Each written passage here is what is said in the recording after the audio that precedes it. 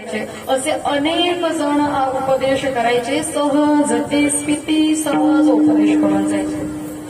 उपदेश फलयुक्ती असे संत महात्मे आहेत. सहज आपल्याला उपदेश करणारे अशा अनेक संतांनी सहज उपदेश केलेला आहे.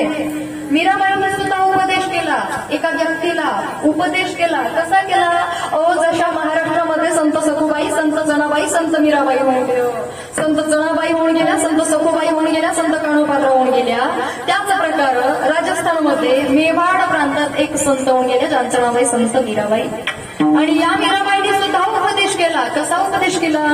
लहान आहेत, गर्भामध्ये आहेत, कथा श्रवणाकरिता आल्या, कथा श्रवण करतायत, रोज कथा श्रवणाकरिता येत आहेत. प्रश्न पडतोय की बाबा ज्या देवाविषयी महाराज सांगतात या कथेमध्ये, कीर्तनामध्ये, तो देव कुठं भेटणार, तो देव कुठं भेटेल, प्रत्येक महाराजांना त्या विचारायच्या. पण कुणी काही वेगळं उत्तर द्यायचं, कुणी काही वेगळं उत्तर द्यायचं. एक दिवस महाराजांकडे त्या गेल्या आणि महाराजांना म्हणाल्या, महाराज आज वेगळे उत्तर मला चालणार नाहीत, आज मला देवच हवा. त्यावेळेला मीराबाईंनी आपल्या समोरची, त्या महाराजांनी आपल्या समोरची श्रीकृष्ण परमात्म्याची मूर्ती उचलली, मीराबाईंना दिली, सांगितलं हाच श्रीकृष्ण परमात्मा, हाच देव, हाच भगवान, हाच ईश्वर आहे, घेऊन जा म्हणे याला घरी. पण मीराबाईंचा प्रश्न आहे. काय प्रश्न आहे? कायमी उद्धार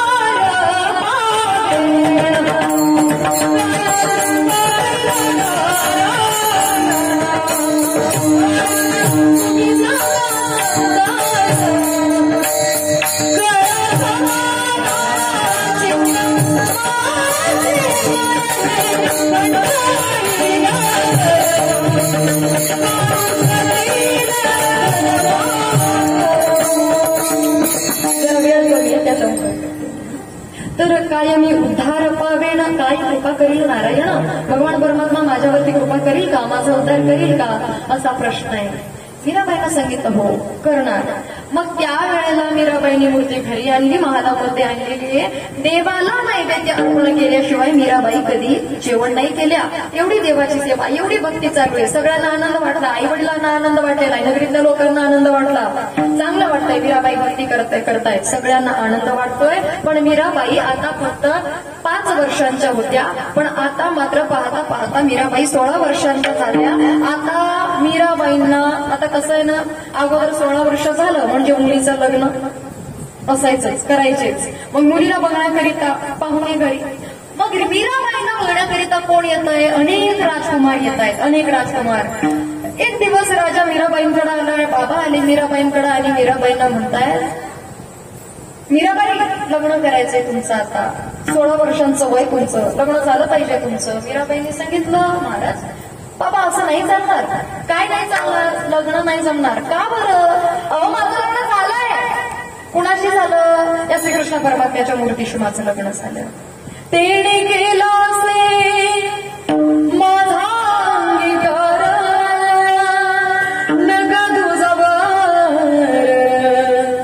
पाहू आता. तेने केला असे माझा अंगीकार, नका तुझावर पाहू आता. बाबा माझं लग्न झालंय, माझा विवाह झाला. कुणाशी? त्या श्रीकृष्ण परमात्म्याच्या मूर्तीशी. मी लग्न नाही करणार. बाबांना हे पटलं नाही.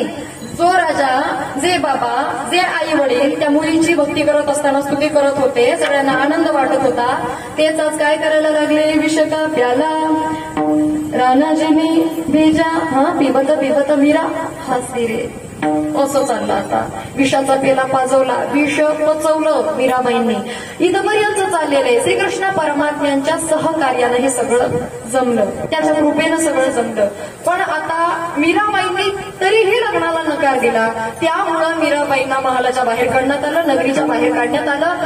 आता मीराबाईंनी देह जावो अथवा राहो, पांडुरंगी दृढभाव ठरवलं. मूर्ती घेतली, आल्या नगरीच्या बाहेर. असंच एक श्रीकृष्ण परमात्म्याचं सुंदर मंदिर आहे.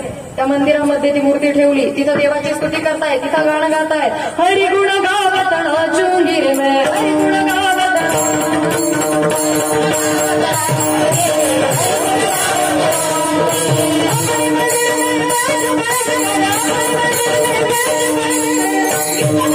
अशा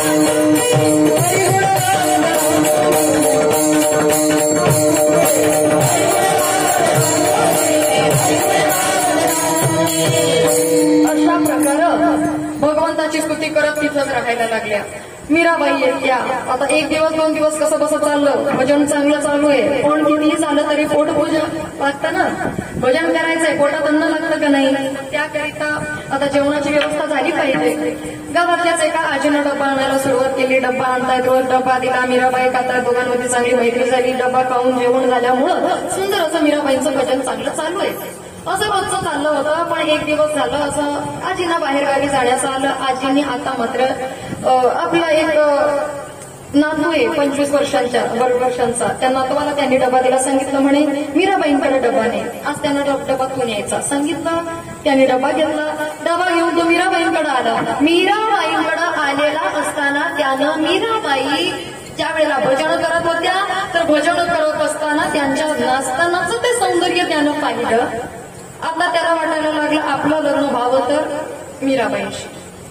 आता काय करणार, डबा ठेवला तिथं, सैरा वैरा धावायला लागला. घरी आला तोपर्यंत आजी आलेल्या. आजींना म्हणाला, आजी गेलात त्याने डबा द्यायला? हो गेलो होतो, पण कसं आहे ना आजी मी डबा ठेवला तिथं, पण मीराबाई जेव्हा नाचत होत्या नाचतानाचं सौंदर्य पाहिलं, मला लग्न करायचंय त्यांच्याशी.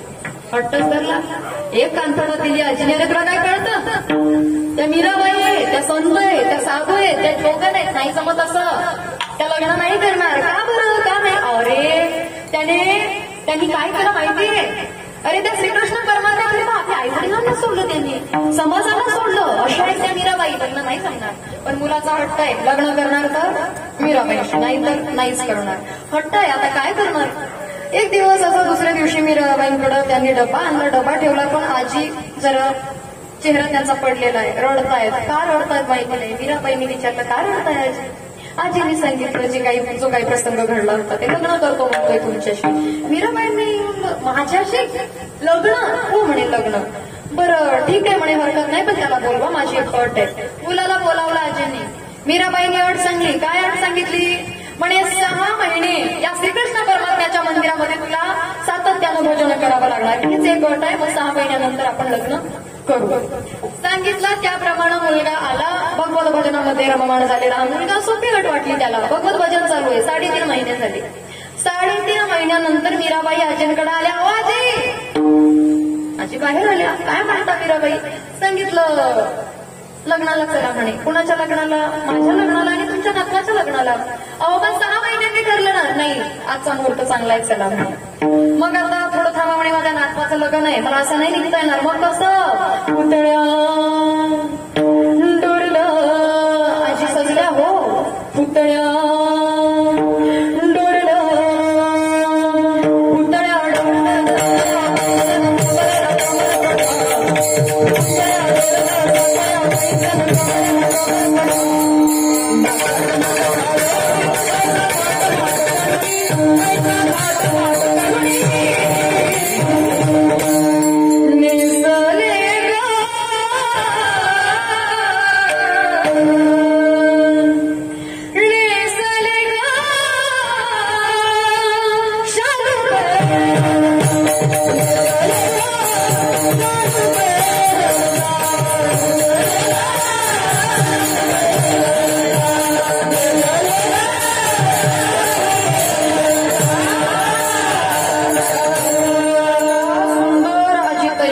शालू वगैरे नेसला. त्यांच्या लग्नात शालू नातवाच्या लग्नात नेसला आणि निघाल्या.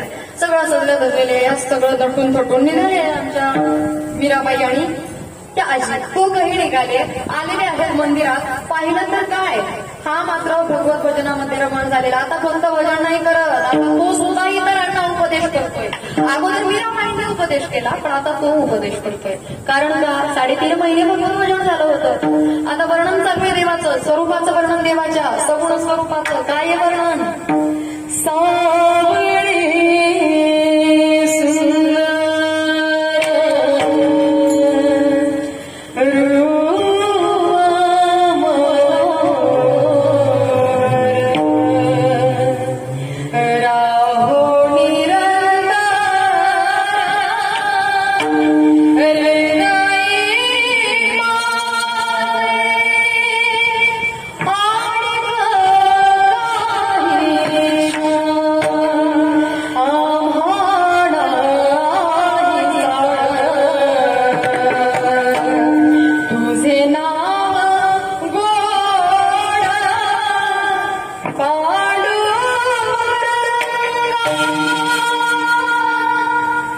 उपदेश करतोय विष्णुमय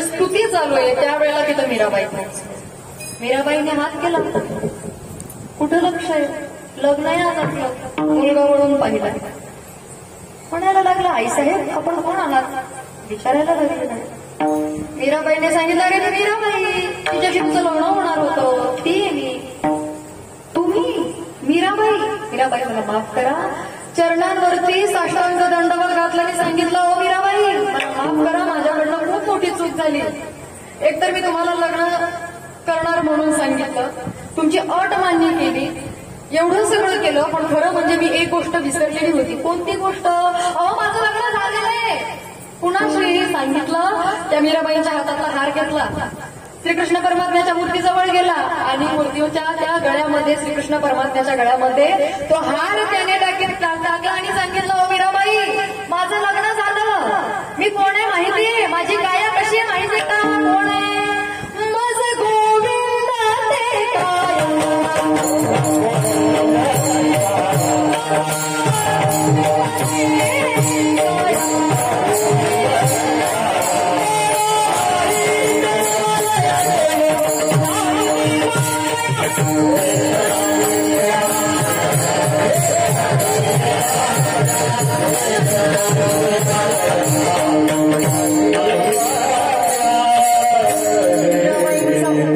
इतरांना उपदेश करावा एवढी पात्रता त्याची झाली असा संतांचा उपदेश आहे शेवटी तुकोबारायांनी सांगितलं हा उपदेश तर घ्याच तुम्ही पण त्यानंतर तुका म्हणे भाव जवळी धरुणी आणि देव संत संगती जेवढी महत्वाची आहे तेवढाच अंतःकरणाचा भाव सुद्धा महत्वाचा आहे आणि अंतःकरणाचा शुद्ध असा